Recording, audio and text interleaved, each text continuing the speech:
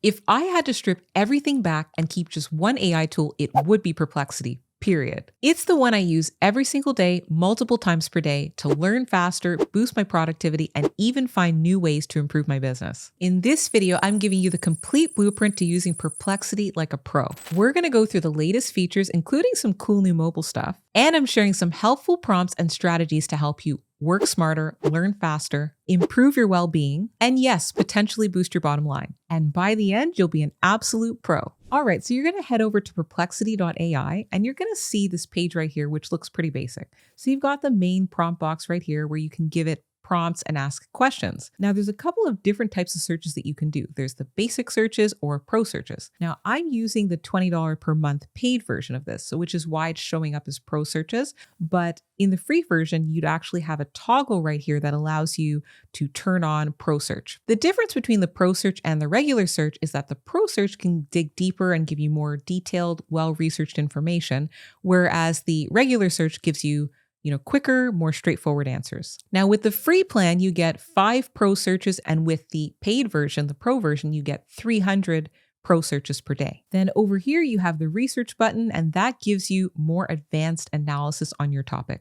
Another nice thing about Perplexity is the option to pick what types of sources you get with your searches right over here. With the pro search turned on, you can also choose the model of your search. So you've got ChatGPT, Gemini 2.5 Pro, Grok 3, Claude, etc. I typically just leave this on best, and it will determine the best default model for whatever your search is that you're doing. Now, you can have it search the entire web, or you can just have it search academic papers if you want, or just have it search social media, which usually pulls from Reddit based on my experience. And you can also upload attachments like PDFs, images, and things like that. All right, now over here on the left, you've got the Discover button, which is kind of neat. So under top, it has what the top headlines and news are in the world. And then there's a For You tab, which is based on the past queries that you've given it. And it gives you information here that it thinks that you're going to be interested in. So it's a nice way to stay updated with what's going on. And then here you've got tech and science, you have finance, you have sports, and then you have this option where you can actually set your preferences and you can choose between different categories that you care about and customize this by clicking over here and hitting save interests. So this is like my daily news where I can get a quick snapshot and a bigger picture of what's going on, especially in AI. And then just below that, we have Spaces over here, which is really useful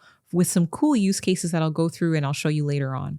But basically a space is like a separate folder where you can give it custom instructions and additional information for context. And if you're on the pro plan, you can also choose which model you want to use and give it your prompt. And you can also save your past conversations in this space and keep everything really organized. And then you have this library where you can access past conversations with Perplexity. So I tend to clean mine out, delete things every once in a while so it doesn't look as cluttered. And then to the right of that, you have Pages, which is almost like a little dashboard generated with AI on specific topics. So you can see here that I've created one on how to run a 5K. I'm training for one right now. Totally different topic. But yeah, so you can actually click at the top right-hand corner to share that with other people if you wanted to share this page, or you could change out the different images that it has and customize it. Then we have the Perplexity mobile app, which is pretty neat. I use it all the time. So the setup of this app looks basically like the desktop version. And one of the coolest features is the voice feature. To access the voice feature, you're going to click on the bottom right-hand side where it shows a bunch of lines. And then you just start talking to it. I can ask it anything and it'll search the web for me. Now at the bottom, if you click the globe button here, that's the Discover Spaces, which looks pretty much exactly like the desktop version. And then to the right of that, you've got your Spaces, which we're going to go over later. And then to the right of that's the library with all your searches right there. Now, recently they came out with some new upgrades to the mobile app. There's a new voice assistant for iOS. So now you can perform different tasks with your voice like writing emails, setting reminders, sending messages, planning your route, etc. Okay, let me show you how the voice feature works. Hey Perplexity, can you find the latest AI news that's happened over the past week and create a summary of that so that you can send it to me, please? And can you make this summary around 250 words? I've gathered the latest AI news from the past week. Would you like just a summary, or should I include more details? A summary would be great. 250 word summary. I've summarized the latest AI news for you and opened up an email draft with the details. You can review and send it when you're ready. This is great. Thank you. You're welcome. If you need anything else, feel free to ask. Have a great day. Pretty neat, right? I think that's pretty cool. Another cool thing it can do for you is actually that it can set reminders. Hey, Perplexity, can you set a calendar reminder for me for Friday? I actually have a dentist appointment at 10 a.m. It seems there was an error while setting the reminder. Let's try that again. I've set a reminder for your dentist appointment on Friday at 10 a.m. You're all set. And it worked. It set a reminder for me for 10 a.m. Amazing. I'm glad it worked out perfectly. If you need any more help with reminders or anything else, just let me know.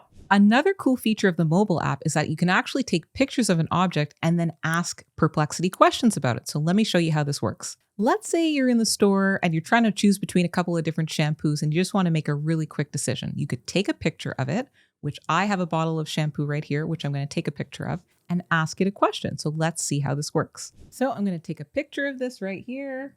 And then I'm just going to say, tell me about this product.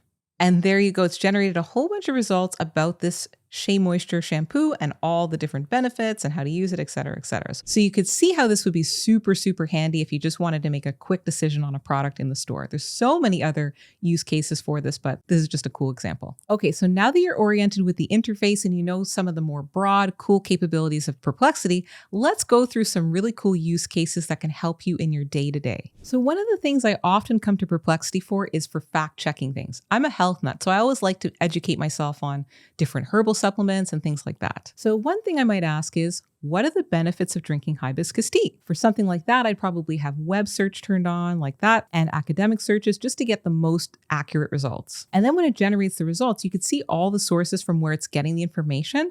And if you want to dig deeper into it, you can always go directly to the source website and read up more on it. Another thing I come to Perplexity for is asking questions about things I don't understand really well. Like for example, the other day, I realized I wanted to have a better understanding of what an API is, which you hear a lot in the AI world, in the tech world. So I asked it, explain what an API is, what it stands for, and like I'm a 5-year-old. You could see it generates a really helpful response. In simple words, an API is a helper that lets two things talk to each other and share stuff just by asking in a special way. Such a great way of explaining it. Okay, so now I wanted to show you how the Spaces feature works and why this is such a cool thing. Let's say you own a business and you wanted to do some competitor research. For something like this where I wanted to get more detailed information and keep things really organized, I would create a space, which is again a file where you can keep all your files in one area. Now, when you get into Space, you can give it custom instructions on exactly what you want to get out of your searches. So let's say you're in the med spa industry and you're located in Miami. You can give it a custom instruction like this.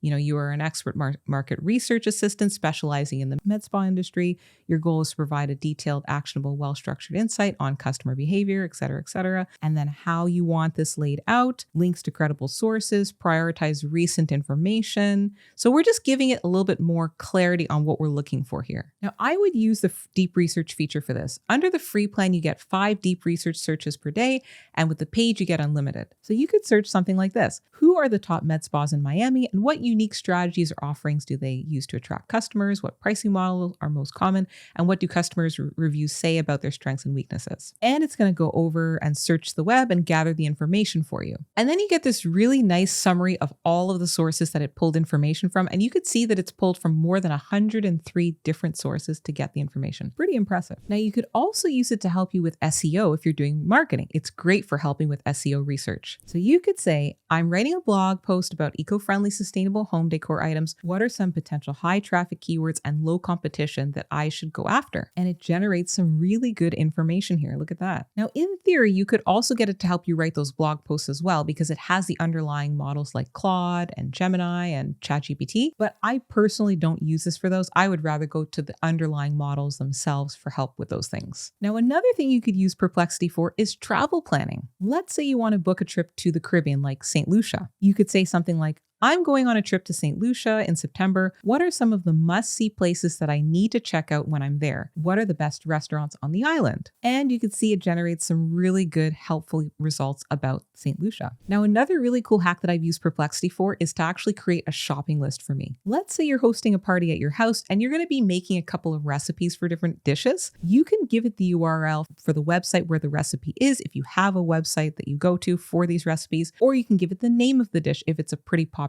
thing to make. And when you do that, once you give it the URL and the name of the dish, and you can say then, give me a shopping list for these items, for these recipes, and you can put the recipes there. I also need cutlery, plates, napkins, cups, etc. for my guests. If there are any duplicate ingredients, remove the duplicates and provide me with one master grocery list. Arrange them based on the typical layout of a grocery store. Produce first so that you don't forget anything or you don't have to jump around in the store, which happens to me all the time. And there you go. It comes up with an entire list organized by different categories and according to the layout of a grocery store. Super useful. Now, another thing Perplexity can do is to actually upload a document and then you can ask questions about that document. So let's say you wanted to look at an annual report for a company you were thinking of investing in or working for, but you didn't have time to actually read the document. You could upload a copy of the annual report, which I'm going to upload a copy of Best Buy's 2024 annual report. And I'm going to ask it, what are the key insights for the attached annual report?